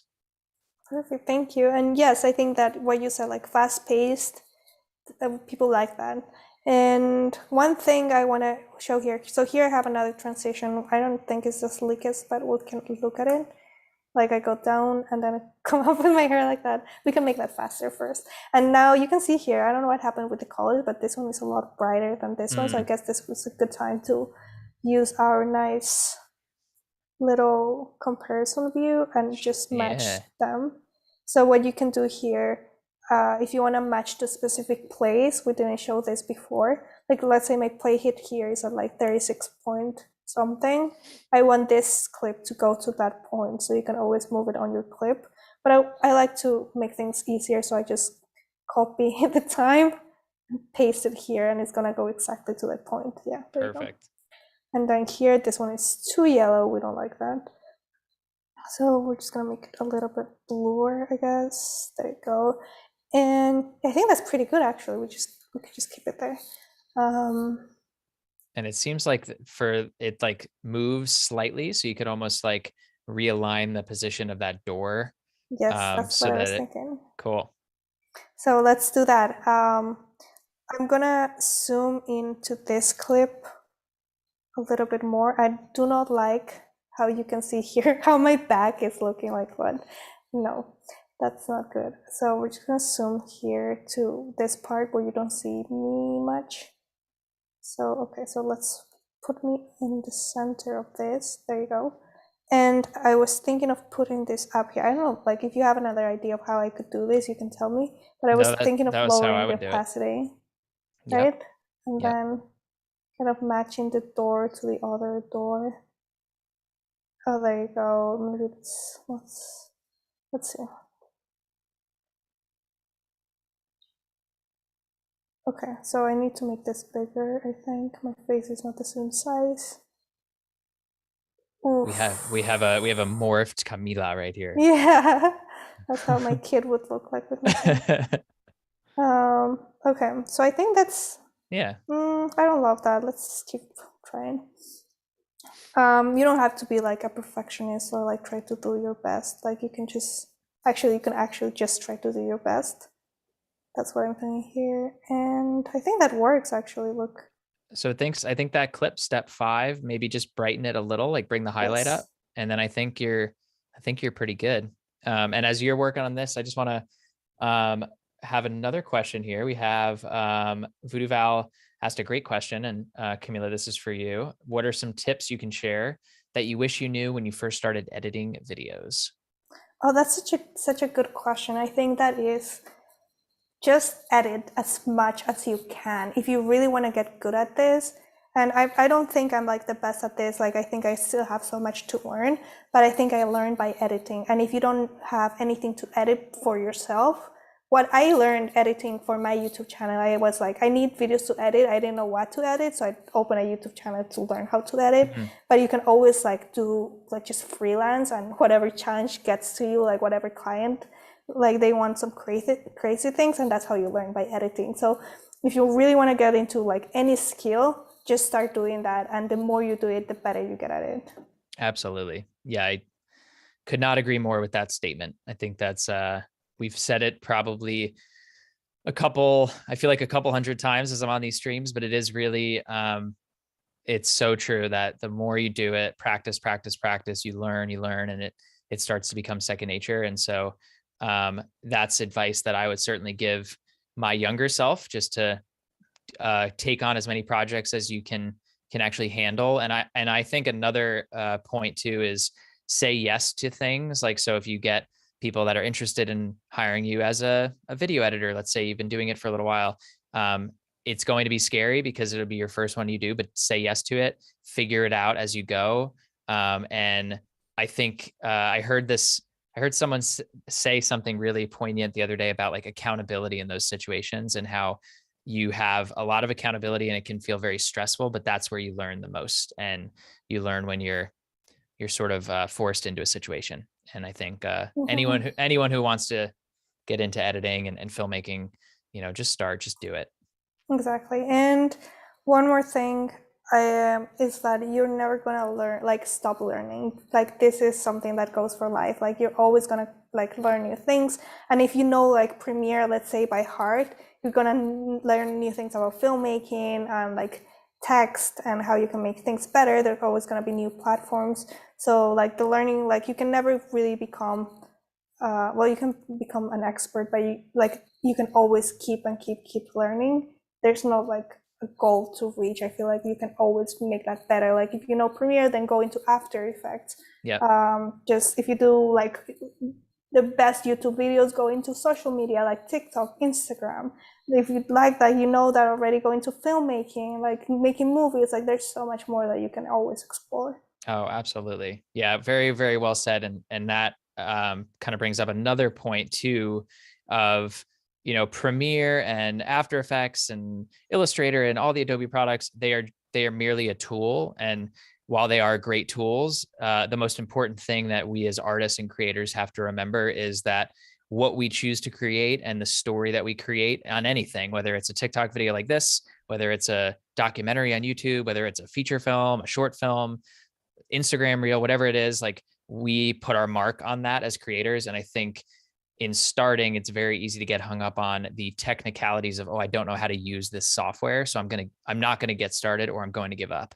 And I think the most important thing is that the tools exist. You can certainly learn. Tutorials are there. Places like this are here for those that want to learn. But the most important thing is that you have that passion and desire to create something, and don't let the tools scare you away. Just roll with it and learn as you go. Yeah, absolutely. All right, Camila, you have about 20-ish minutes left. Just keeping you honest here. So you're doing a great job. And again, for those that are with us, please 20 more minutes to leave whatever questions you have. If you're new to filmmaking, if you're new to video editing, let us know what projects you're working on. Love to hear from anyone in the chat here. And again, yesterday, if you've missed yesterday's stream, go back over to the YouTube channel to watch day 1. We're almost wrapped up on day 2 here. So lots of good nuggets of information today. Yes, definitely. And having a good time here. And I remember someone asked yesterday, how do we import videos from the from your phone to your computer? And I said, you can always connect your computer to connect it on the cable and go into this app that I didn't remember. But okay, your computer has image capture. If you have a Mac, you just put image capture, search for that. And image capture helps to export anything from your phone. You can select it. It's really easy, actually. I did that the other day, and it was so easy. You don't have to use AirDrop or anything like that. Just image capture. It keeps all the information there. Sweet. Okay, that's great advice. So I thought that I remember to set it today, because I thought that was really cool, and I did not know about that. And it's faster too, because you're using the cables. So very here cool. you can see how I'm doing very extra. I don't do this every day, which is for the video, but using my night, I think this is retinol, I think. When you said nighttime routine, my wife has her nighttime routine is just that, the bathroom, doing the whole thing, face. So that's what I thought the whole video would be. So it was nice to see oh, okay, nighttime routine starts when I close this laptop. Yes. So I guess in my case, I don't have a lot of things in the bathroom to put on my face. I really want to get more into skincare. But yeah, I think that I only have 3 products, so I use them all for this video. But that's definitely something cool. It's so cool. I love to see those videos when they just show everything they use and put them on their faces. But yeah, so I don't know why my brother filmed this horrible angle here of me putting things. So I was gonna ask you, did you have a tripod, or he was the one filming each? No, he was the one, and he's laughing here. See, we were having such a good time apparently. But I was don't get so close. That's so weird. But okay, that's better. So, yeah. So some of them we're not using. That's not doing me any favors. But here, for example, that's a little bit nicer. Okay, so I'm just gonna put that. And all of this, I'm just dragging the videos, not the audio, here and later, because we already have a minute here and we want this to be very, very fast. I'm just gonna make them shorter after. So I'm just going over everything. This one, we don't need this. I don't know what I'm doing here. Oh yeah, he wanted to film a different angle. Yeah, so we can maybe do that. Really, really short snippets of video. I opened them. One thing you also realize too, as an editor, and I'm sure you're learning this as you go too. Yeah, see, that's weird because that clip looks fine, but no, it's because I added the Lumetri colors, so not to this one, to the new ones. Is the routine and clips where there's a lot of action happening. The more you edit, the more you realize we don't need to see all of these actions happening for the audience or the viewer to sort of associate that routine. So it's really nice to start with all those clips and then continue to peel back the onion and actually get to the stuff that looks the most interesting and just furthers the story, because it can be everyone has seen a really bad movie where you're watching it and you're like, why did I just see someone go into the refrigerator, grab the milk, they close the door, then they walk to the other thing, then they looked at their watch. You don't need to see all that. So that definitely comes with time too. Yes, definitely. I think that, well, you have more experience on this, but I would guess that the more you do it, the more you know what works and what doesn't. So you just don't film things that you don't need.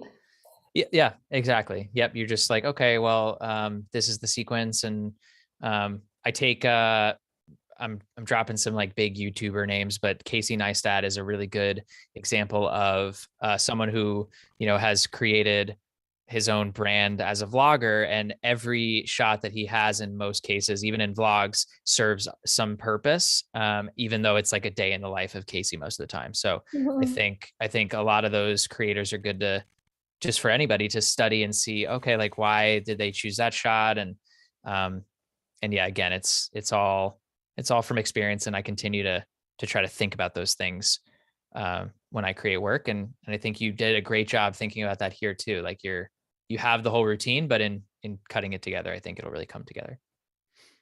Yeah, I agree. Like when you watch other people's work, you can always see why do they do the things they do, especially the ones that like are really good at what they do. Also watching movies, I really like, if the movie's boring, don't stop watching, just watch like what is happening, like in terms of like editing and cinematography. Yeah. I do that. If I'm not liking the movie, I just keep watching and learn. Well, I think that's great. I think you also watch what doesn't work. You know, you watch what, and I think as people who as just being entertained, like it's very easy as editors to be, we're so in the weeds and we want to get everything right and we want to put every little thing in there. But as a regular viewer, you know, I show a lot of work to friends and family and just people who want to watch it. And if they're uninterested in a sequence, then I know, oh, okay, this is too long, or I don't need that, or I don't need that. And it's hard not to get attached to little clips like, oh, but I don't want to get rid of it. That's so true. Sorry, I'm trying to edit while we talk, but I forgot we have sound here. So, my brother was like so impatient at some point. He's like, okay, we did that. Okay. It's like, we're good. Yeah. You're not paying him enough. He's like, I'm not getting paid for this. Yeah, at all. He's not getting paid, but he gets paid by my good humor, I think. Yeah, there you go. Is he in the chat? Did you tell him to hop on? And no, actually he left my house, so I don't think he's in the chat. I don't even know where he is, but he told me that he didn't want it to be any interference with the signal, so he wouldn't join. Oh, right. Oh, because he's at the house with you guys. Yes, I mean he doesn't live here, but he's coming to help me. Gotcha. Or like she's staying here with us for a little bit these days. Well, thank you to your brother for helping you out and putting this routine together. Shout out to Chris. Yeah, for helping me film it. He really did. I'm so grateful. He really did help me. He was as patient as it could get. So it was really nice. I don't know, he was filming that. So it was kind of funny also to go back to these clips and see in some parts we start like arguing with each other. I thought it was really funny. But I don't think I have more of those here. Okay, so that's when I turn off the light. I don't know why it's okay. So maybe we can. I want to use a sound. Yeah, that sounds nice. And exactly on the part where I turn off the light, I have another angle, so I want to use that. So maybe here, let's put a marker just for fun. And I like this angle. So like that. So do you think that could work? Yeah, that's cool. See if it looks, oh shit, the color. Okay, so I did paste my little thing. Well, I think that's cool. What do you think? I think that's really cool. I would probably actually just cut the beginning of that clip where you see the light on, just because if you turned the switch, it's probably off already. So I would almost just go right there. And I think that works really well. Let's see. You're right. Like this. Oh my god, that happens to me a lot. I know. Like things here and it changes and it kind of throws me off. Wow, that's really cool. Yeah, that's cool. Yeah, I like that. I dig it. We have another question here from Ruben. Sorry, Ruben, to keep you waiting. Hopefully you're still in here. But how do you avoid degrading a shot during editing? I feel that sometimes I make mistakes during blending footage. I'm not exactly sure what you mean in the question. Are you talking about like compressing the footage? Or are you talking about when you're exporting the footage? Maybe you can be a little more specific for us.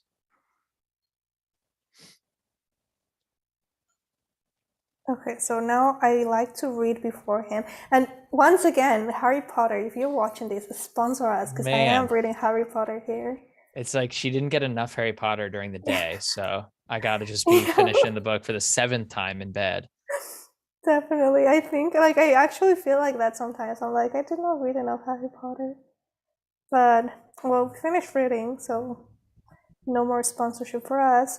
But I like to meditate after. I always like to meditate at night. So now that's me looking for a meditation within it. Okay. That's such a great thing to do. I really should try to do that more often. I used to, and for whatever reason I stopped doing it. And that's so great that you meditate. Do you use the Calm app? Is that what you kind of help to get into it? Yeah, so I actually just use YouTube. I usually we look for guided meditation. In the mornings, I look for like guided 10 minutes or 15, 20 minutes, depending on how much time and how I'm feeling meditation. And at night, I also go on YouTube. I like to use, there's this thing called Yoga Nidra, Nidra. And it's so relaxing. Definitely recommend to anyone who's watching, do that. It's so nice. And there's like Yoga Nidra to sleep. So I use that one, and it really always helps me sleep and relax my whole body and kind of like let go of the day. Oh, wow. On this clip, I just went into podcast, I think, because I don't have the YouTube app on my phone because I get distracted a lot with YouTube. So I just erase it, but I go into Google Chrome and I go into YouTube, but it's not pretty. So I just wanted to like show it on the podcast. Cool. What I do. This is just for looks. I feel like so it looks pretty. I feel like I need to remove YouTube from my phone. That would be like one of those things where I'm like, should I do it? Should I do it? Like I'm on there all the time, and it ends up, it's both a good thing and a bad thing. It distracts me a lot of the time. So, oh, that's cool. Yeah, I think that honestly, with all social media, as long as it's intentional and it's not making you feel worse and wasting all your time, like it's good. Yeah. But it's always nice to have like a good limit of this angle. So like that. It's like he's some sort of higher power looking down on you. Like you really did that here. What? Like you did tell me like I did a lot of angles. I didn't think that was the angle. Ruben, I'm going to try to answer your question based on what I think you're asking about during compression. So avoid degrading a shot during editing. Like, so your edit seems like it's being compressed.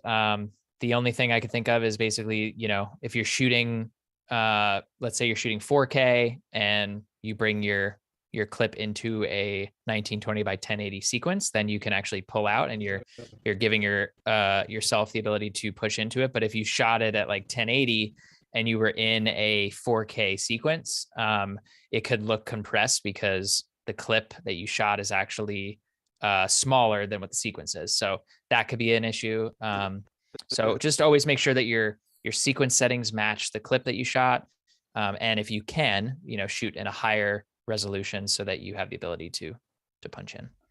Sorry, I know that was a really long answer, but I'm not sure what the question was. But it's always helpful to know. Okay, right. So here I was asking my brother, like, do I look cute sleeping? I was like, just be honest, do I look good? He's like, yeah, shut up. So this was us. Oh my god, did you see that? I don't know what happened. It looks like a cozy little setup. It is. I love my room. My room is the best. It's my favorite place. My bed especially. I love sleeping. Okay, so that's me. Okay. And now I think I'm just gonna put that, and I was really thinking that a cross dissolve to black would be so cool, like just for the end, like. Good night. So I wanted to show that because I know we don't have a lot of time left. But so basically now we have the whole sequence here of me doing everything I wanted to do, and this video is a little bit longer. So I think now what I would do, if I had more time, but I'm gonna do after, is just go over all these clips. We can kind of look here at how it's looking and just make everything fast paced. Like some things don't need to be as long as they are. And that's exactly what I plan to do. And also I wanted to add kind of like the time. I have an icon for the time, kind of like we did with the other one that we have for I don't know where I put it actually. Stocks, audio, no sounds. Nighttime routine. I have a voice recording where I kind of like say step by step what I'm doing. So maybe we could add those now. I don't know. I don't think we have much time. Let's do that actually. Yeah, you have about 5 minutes. So if you, whatever way you want to use those last 5 minutes, I am on the ride. Perfect. So let's do that, I think. Um, so that's me talking. I tried to do one long audio with everything I was doing, but it was not working. So I did it little by little. So that's step 1, 2, and 3. So we can hear and kind of like put it on the video. First, I closed my computer and put it away for the next day. Okay, that was not nice to. Sometimes like listening to yourself it's not the most fun. It's a little weird. Yes, but it's something you get used to. So I'm just gonna put it here, and we can show this really fast effects. So like I said before, I don't really love this shot from like the plants. I get the creativity behind it, but it's not my fave. But I like how it looks like maybe to start. So what I'm gonna do here is go for an effect blur, Gaussian blur. I'm just gonna put it here, and we can do keyframes again. So Gaussian blur is to see 0 here, so I'm just gonna put a keyframe so it's still 0, but at the beginning I want it to be a little bit higher. So maybe like 20. No, that's too little. 50. I like that. Maybe more. 70. That's good. So it starts like this. Kind of like focuses and then goes into another scene. Cool. So I thought that would be something cool to add. And I'm thinking that should we go into the other video, try to render that? Yeah, let's maybe show it, like have a final like. Sure. Let's end on that. Let's go back into that one because we got about 5 minutes. So let's render and play it back. And we can end on that note. Yes, that's I thought it would be nice to have something like finished to show. And I'm just saving here in case it crashes. Because rendering, our computers don't like rendering. Sequence, render in and out. Okay. I think great. I have faith. I think you're gonna be good. I think so too. Ooh, I think it's gonna be fine. It's gonna be slow, but it's gonna be fine. I've been so used to it'll pick up. I've been so used to rendering on the MacBook One or the MacBook M1 Pro. That's the new laptop that we just got. And for the longest time I was not using a machine like this. And so the render times of like After Effects of Premiere just fly through anything. Like I shoot a lot of footage for clients and for my professional work on a cinema camera, and the file sizes are enormous. And my old computer, I had to create proxy files for everything and wait like 3 hours. And then, and now I brought clips into it yesterday, and in 2 seconds, the whole thing was already rendered. So that's amazing. Having a machine like that, I will say, definitely helps. So that's so cool. Like it really, I think that computers sometimes do suffer, but having a good computer makes a difference.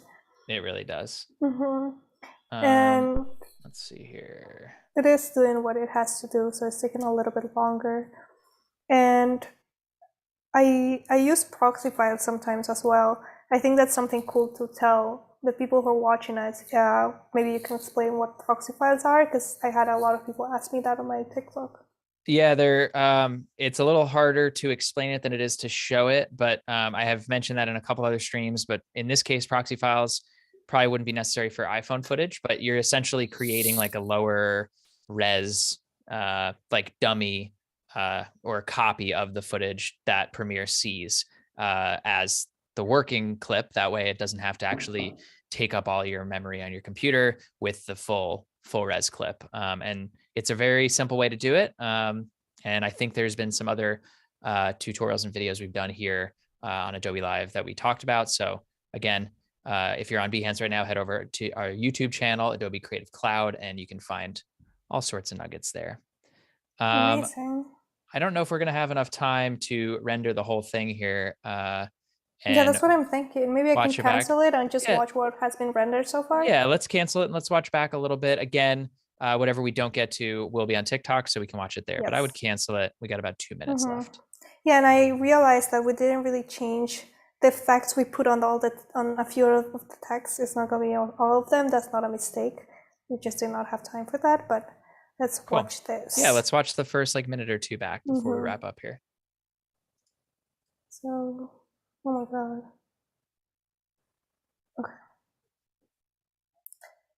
Flat control. So we're gonna go right to the beginning. I think it rendered like 30 seconds, but that's good. That's good enough. So this, I'm just gonna make it bigger so we can enjoy it better, like in the movies. Okay, let's play it. So I just finished working for the day, so I thought I would just take myself on a cute little date. I've always wanted to do something that I do just by myself. I feel like if I don't go with someone else, I just don't go at all. But I've really been trying to get out of my comfort zone and just do things that I enjoy. I don't know if I'll talk to the camera in public. I might just pretend I'm on FaceTime.